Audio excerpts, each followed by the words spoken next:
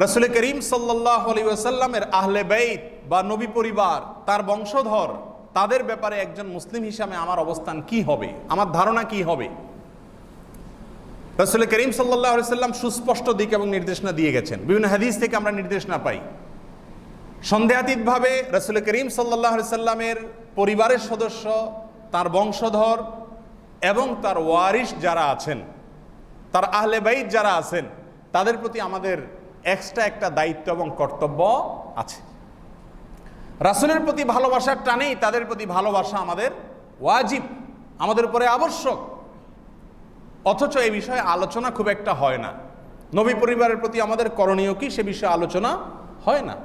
একদিকে আমরা দেখি কিছু মানুষ নবী পরিবারের কিছু সদস্যকে নাউজুবিল্লাহ আল্লাহর স্থানে স্থান দিয়ে দেয়।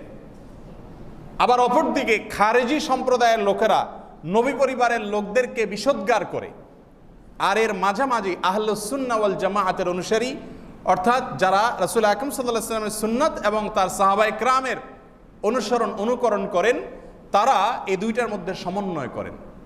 তারা একদিকে রাসূল আকরাম সাল্লাল্লাহু আলাইহি ওয়াসাল্লামের সাহাবীদেরকে, প্রিয় শিষ্যদেরকে, তার প্রিয় ছাত্রদেরকে মনে প্রাণে ভালোবাসেন, তাদের ব্যাপারে কোনো বিষোদ্গার করেন না। অন্যদিকে নবী পরিবারের সদস্যদের প্রতি তারা অগাধ ভালোবাসা এবং শ্রদ্ধা জ্ঞাপন করেন। এর নামই হলো মধ্যম পন্থা, বাড়াবাড়িও না, ছাড়াছাড়িও না। আপনি যদি নবী পরিবারের সদস্যদেরকে, কিছু সদস্যদেরকে নবীর পর্যায়ে বা নবীর চাইতে উপরে উঠান, তাহলে সেটা বাড়াবাড়ি হবে। আবার নবী পরিবারের সদস্যদের প্রতি যদি আপনার অগাধ শ্রদ্ধা না থাকে, বিশেষ ভালোবাসা না থাকে, তাহলে সেক্ষেত্রে আপনি ত্রুটি করলেন তাদের অধিকারের ব্যাপারে। যেমন আলী রাদিয়াল্লাহু তাআলা আনহুকে নিয়ে শিয়ারা অনেক বেশি বাড়াবাড়ি করে। বাড়াবাড়ি করতে করতে একটা পর্যায়ে গিয়ে তাকে আল্লাহর পর্যায়ে নিয়ে যায়। আজানের মধ্যে আলী রাদিয়াল্লাহু তাআলা আনহুর নাম যুক্ত করে, আপনারা জানেন অনেকে। আশহাদু আন্না মুহাম্মাদুর রাসূলুল্লাহ ওয়া আলিয়ুন ওয়া আশহাদু আন্না আলিয়ান ওয়ালিয়ুল্লাহ, এই অংশ যোগ করে। আশহাদু আন্না আলিয়ান ওয়ালিয়ুল্লাহ।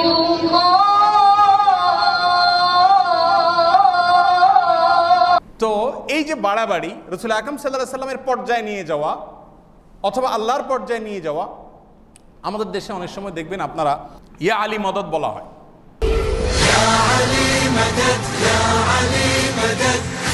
আপনারা খেয়াল করছেন অনেক তাবিজে লেখা থাকে ইয়া আলী মদদ। বিভিন্ন ঘরে, দোকানে, অফিসে দেখবেন লাগানো আছে। কি লেখা আছে হয়তো আপনি জানেনও না, সুন্দর দেখে তাবিজটা কিনে এনে ঝুলে রাখছে, ওখানে লেখা আছে ইয়া আলী মদদ, মানে হে আলী সাহায্য করো। আলী রাদিয়াল্লাহু তাআলা সাহায্য করার কোনো ক্ষমতা রাখেন? সাহায্য করার একমাত্র মালিক কে? তাহলে আলী রাদিয়াল্লাহু তাআলা আনহুকে যদি আপনি সাহায্যকারী মনে করেন, তাহলে তো তাকে আল্লাহর স্থানে স্থান দিয়ে দিলেন, যেটা শিরক হবে কি হবে না বলেন? তাহলে একদিকে রাসূল আকরাম সাল্লাল্লাহু আলাইহি ওয়াসাল্লামের পরিবারের সদস্যদের সম্মান দিতে গিয়ে বাড়াবাড়ি হচ্ছে, আরেক দিক থেকে আমরা তাদের সম্মানের কথা একদম বেমালুম ভুলে গেছি। এই দুইটার সমন্বয় আমাদেরকে করতে হবে। আল্লাহ তাআলা আমাদেরকে তৌফিক দান করুন। প্রিয় ভাইরা আমার, আল্লাহ রাব্বুল আলামিন কোরআনে কারীমের সূরা আহজাবে ইরশাদ করেছেন, ইন্নামা ইউরিদুল্লাহু লিইউযহিবা আনকুমুর রিজসা আহলাল বাইতি ওয়া ইউতাহহিরাকুম তাতহীরা। যার অর্থ হলো, হে আহলে বাইতের সদস্যরা, হে নবীর পত্নীগণ, স্ত্রীগণ, আল্লাহ রাব্বুল আলামিন তোমাদেরকে পরিচ্ছন্ন রাখতে চান, করতে চান, তোমাদেরকে পবিত্র রাখতে চান, করতে চান আল্লাহ তাআলা। তাহলে এখানে নবী পরিবারের সদস্যদের প্রতি আল্লাহ সুবহানাহু ওয়া তাআলার বিশেষ কেয়ার, এটা প্রমাণিত হয় কি হয় না? এমনিভাবে রাসূল আকরাম সাল্লাল্লাহু আলাইহি ওয়াসাল্লাম গাদির খুমের যে ঘটনা, ঐতিহাসিক ঘটনা, বিদায় হজ থেকে মদিনায়, হজের পরে মক্কা থেকে মদিনায় ফিরে যাওয়ার সময়, মক্কা পার হওয়ার পরেই একটি জায়গায় তিনি অবস্থান নিয়েছেন রেস্ট করার জন্য, সফরের বিরতি করেছেন, যাত্রা বিরতি। সেখানে গাদির খুম নামক জায়গায় তিনি একটা ভাষণ দিয়েছেন। সেই ভাষণের একটি অংশ ছিল এই, উযাক্কিরুকুমুল্লাহ আহলা বাইতি, উযাক্কিরুকুমুল্লাহ আহলা বাইতি, উযাক্কিরুকুমুল্লাহ আহলা বাইতি। যার অর্থ হলো, হে মুসলিমরা, আমি আমার পরিবারের সদস্যরা, আমার বংশধরদের ব্যাপারে তোমাদেরকে আল্লাহর কথা স্মরণ করিয়ে দিচ্ছি।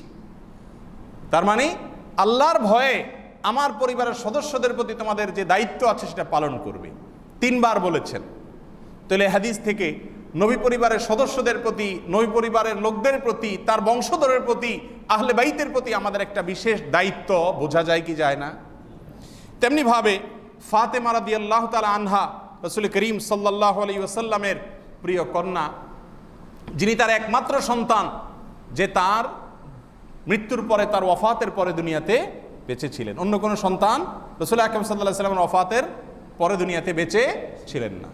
ফাতেমা রাদিয়াল্লাহু তাআলা আনহা সম্পর্কে বুখারীর হাদিসে তিনি বলেছেন, ফাতেমাতু সাইয়্যিদাতু নিসাই আহলিল জান্নাহ, জান্নাতের যত মহিলারা হবেন তাদের নেতৃত্ব দিবেন ফাতেমা। তার নবী পরিবারের এই সদস্য ফাতেমা রাদিয়াল্লাহু তাআলা আনহার বিশেষ মর্যাদা বোঝা যায় কি যায় না। তেমনিভাবে অন্য হাদিসে তিনি ইরশাদ করেছেন, ফাতেমা আমার শরীরের অংশ, ফাতেমা আমার অংশ, ফমান আগদাবাহা ফাকাদ আগদাবানি ওমান আযাহা ফাকাদ আযানি, যে ফাতেমাকে রাগান্বিত করলো সে আমাকে রাগান্বিত করলো, যে ফাতেমাকে কষ্ট দিল সে আমাকে কষ্ট দিল। নবী পরিবারের প্রতি বিশেষ দায়িত্ব বোঝা যায় কি যায় না এই হাদিস থেকে। এরপরে আসুন রাসূল আকরাম সাল্লাল্লাহু আলাইহি ওয়াসাল্লামের আরেকটি হাদিস সহিহ বুখারীতে বর্ণিত হয়েছে, সেখানে তিনি আলী রাদিয়াল্লাহু তাআলা আনহুকে লক্ষ্য করে বলেছেন, আনতা মিন্নি ওয়া আনা মিনক, আলী তুমি আমার আর আমি তোমার। আলী রাদিয়াল্লাহু তাআলার প্রতি ভালোবাসা, ভক্তি, শ্রদ্ধা, বন্ধুতা, এটা যেন আমাদের থাকে সেই নির্দেশনা রাসূল আকরাম সাল্লাল্লাহু আলাইহি ওয়াসাল্লাম আমাদেরকে দিয়েছেন।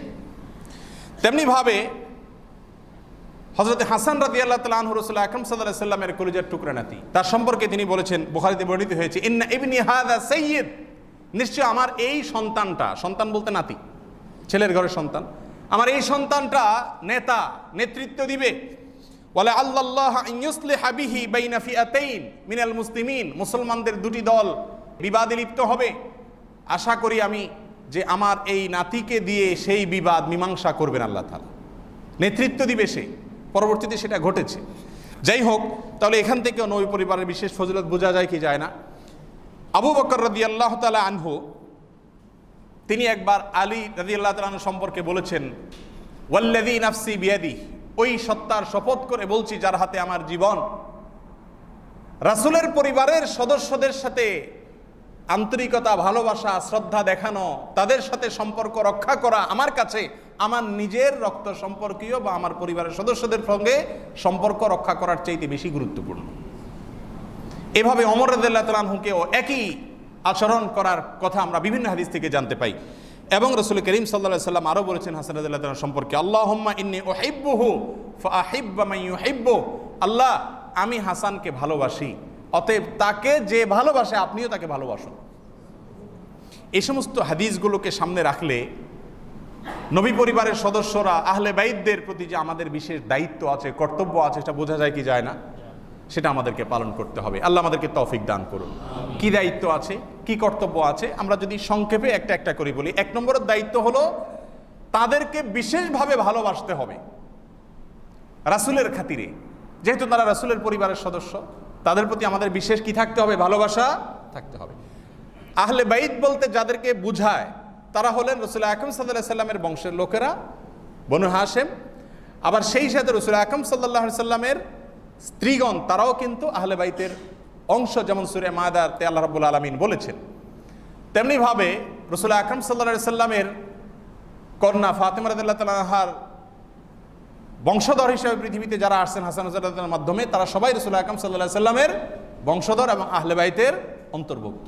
এদের সবার প্রতি আমাদের প্রথম করণীয় হলো তাদেরকে অন্তঃস্থল থেকে বিশেষভাবে ভালোবাসতে হবে। ভালোবাসা তো পরের কথা, আগে তো জানতে হবে যে তাদের প্রতি বিশেষ দায়িত্ব আছে, একটা টান, একটা আকর্ষণ থাকতে হবে, বিশেষ ভালোবাসা থাকতে হবে। সাধারণ সাহাবী যারা, তারা সাহাবী, কিন্তু যারা নবী পরিবারের সদস্য তারা সাহাবী প্লাস নবী পরিবারের সদস্য, ঠিক কি ঠিক না? অতএব তাদের প্রতি অগাধ ভালোবাসা থাকতে হবে। আল্লাহ তাআলা আমাদের অন্তরে তাদের প্রতি ভালোবাসা সৃষ্টি করে দিন। দ্বিতীয়ত, তাদের প্রতি আমাদের করণীয় হলো তাদেরকে সম্মান করা, শ্রদ্ধা করা, সহযোগিতা করা। যদি আমাদের কোনো সুযোগ তৈরি হয়, কোনোভাবে যদি নবী পরিবারের সদস্যদেরকে, আহলে বাইতকে যদি আমরা সম্মান, শ্রদ্ধা দেখানোর, সহযোগিতা করার কোনো স্কোপ থাকে, সেটা আমাদের জন্য ওয়াজিব হয়ে যাবে, আবশ্যক হয়ে যাবে। তৃতীয়ত, তাদেরকে যাকাত না দেওয়া, যাকাত দেওয়া যাবে না। নবীর বংশের লোকদের জন্য যাকাত আল্লাহ তাআলা হারাম করে দিয়েছেন। কেন হারাম করে দিয়েছেন? তাদের সম্মানার্থে, যে তারা যাকাতের পাত্র নয়। 4 নম্বর করণীয় হলো তাদের প্রতি দুরূদ প্রেরণ করা, তাদের জন্য দোয়া করা। আমরা নামাজের মধ্যে শেষ বৈঠকে দুরূদ পড়ি, আল্লাহুম্মা সাল্লি আলা মুহাম্মাদ ওয়া আলা আলি মুহাম্মাদ, মানে কি? আল্লাহ মুহাম্মদ সাল্লাল্লাহু আলাইহি ওয়াসাল্লামের প্রতি আপনি রহমত বর্ষণ করুন এবং তার পরিবারের সদস্য যারা তাদের প্রতিও রহমত, এই যে বিশেষভাবে তার পরিবারের সদস্যদের প্রতি দোয়া করা, দুরূদ মানে দোয়া, এটা আমাদের কর্তব্যের অংশ, আল্লাহ তাআলা নামাজের অংশ করে দিয়েছেন। অতএব এই কাজটাও আমাদেরকে পালন করতে হবে। আল্লাহ তাআলা নবী পরিবারের সদস্যদের প্রতি আমাদের দায়িত্বগুলো আমাদেরকে পালন করার তৌফিক দান করুন। একটা সমস্যার জায়গা হলো যে আমাদের দেশে মনে করা হয় যারা সাইয়েদ বংশের এরা সব নবীর বংশের। কোনো মানুষের এরকম ধারণা আছে না নাই? সাইয়েদ বংশ মানে কি? নবীর বংশ। এখন আমাদের দেশে সৌদি আরবের থেকে এত দূরে আমরা অবস্থান করতেছি, মক্কা মদিনা থেকে এত দূরে, এই দেশে এত সাইয়েদ কোত্থেকে আসলো? এখানে সাইয়েদ বংশের অনেক লোক আছে জাকাত খায়। সাইয়েদ বংশের লোক তো জাকাত খাওয়ার কথা না, মানে রাসূলুল্লাহ সাল্লাল্লাহু আলাইহি ওয়াসাল্লাম বংশের লোক তো জাকাত খাওয়ার কথা না। বংশের নাম লাগাইছেন সাইয়েদ কিন্তু খাইলেন জাকাত, তাহলে এটা প্রকৃতপক্ষে কখনো রাসূলুল্লাহ সাল্লাল্লাহু আলাইহি ওয়াসাল্লামের বংশধর হতে পারে না। তাছাড়া যেহেতু নবী পরিবারের সদস্যদের বিশেষ কিছু ফজিলত আছে, এজন্য ভুয়া নবী পরিবারের সদস্যের দাবিদারের সংখ্যাও কম না। বিশেষ করে শিয়াদের তো ঘরে ঘরে নবী পরিবারের সদস্য, তারা মনে করে যে অমুক নবী পরিবারের সদস্য, তমুক নবী পরিবারের সদস্য। দেখুন, নবী পরিবারের সদস্য এটা দাবি করলেই হবে না, বংশ পরম্পরা দ্বারা সেটা কি হতে হবে? প্রমাণিত হতে হবে। অনেক লোক আছে সাইয়েদ বংশের বা নিজেকে নবী পরিবারের সদস্য দাবি করে পাক ভারত মহাদেশে, এই সাবকন্টিনেন্টে, কিন্তু তাকে যদি জিজ্ঞাসা করেন যে তোমার বংশধারাটা রাসূলের সাথে কিভাবে মিলে বলো দেখি, তো 2-3 সিঁড়ি বলার পরে, বাপদাদার নাম বলার পরে আর নামই বলতে পারবে, কিন্তু সে দাবিতে কি? রাসূল আকরাম সাল্লাল্লাহু আলাইহি সাল্লামের বংশধর। অতএব এই ভুয়া নবী পরিবারের সদস্যদের প্রতি আমাদের কোনো দায়িত্ব নেই।